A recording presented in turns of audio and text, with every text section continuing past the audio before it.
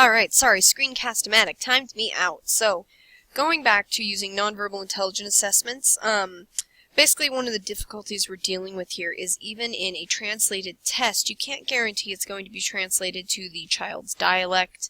There are lots of regional differences within language that do not translate well onto formal standardized tests. So, basically avoiding making a child test in a different language is of course good, and so finding a way to do a intelligence test that doesn't require frankly simultaneous language assessment is going to be ideal. Whenever it is necessary, you need to test the child in their native language and in English if possible. This allows for you to assess differences in comprehension. Honestly, the biggest thing to remember is going to be this point here. Assessing via typical standardized tests with the understanding that language limitations and cultural differences may artificially lower the student's score is essential. Basically, you have to give your kids the benefit of the doubt. Sorry. Basically, you're always going to end up conducting follow-up observations and work with the child. And you should, of course, do this with any student, let's be real. But you're going to need to monitor their progress. There's going to be a lot of RTI going on, because the assessments are going to be used for gathering general information about your child's current level of learning and skills. They can't really be used as predictors of future learning because obviously, hopefully, this student's language skills are going to continue to improve, which hopefully will improve their overall comprehension of the topics they're going to be dealing with in class. Let's see if the computer will listen to me. Here we go.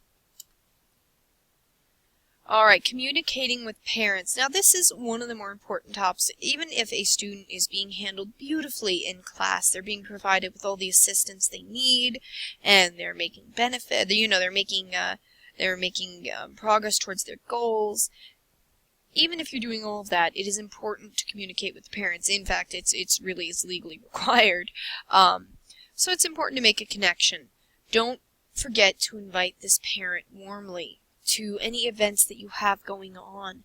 Make sure that they understand, because especially in America right now, it can be a hostile environment for non-native speakers in public settings sometimes. I think we've all heard those horror stories. And it's important, so important, to extend a kind hand to these individuals and make sure that they realize that your classroom is a safe place for their student as well as for them. Make that connection. Take the time to sit down and talk with them, even if you need to get an interpreter in to do it. Remember that all take-home material should be in the family's native language, and you can kind of work your way up the ladder to find interpreters. Your peers will have recommendations. You can go to the state for recommendations. And you should also be aware and respectful of their culture. This is especially going to be something you need to address. In my experience, one of the more difficult ones is gender differences. If the student comes from a culture where perhaps women are not typically in positions of authority, you might have a little difficulty presenting yourself as an authority in your child's education. But be aware of this. It is a cultural difference, and everybody has learning opportunities in these situations. And I'll hit on it again. Remember to make them feel welcome. They're still learning, and you have plenty of learning to do yourself. For locating resources, this is a demo slide. I just popped it on here because I really may customize this in the future for in-service learning.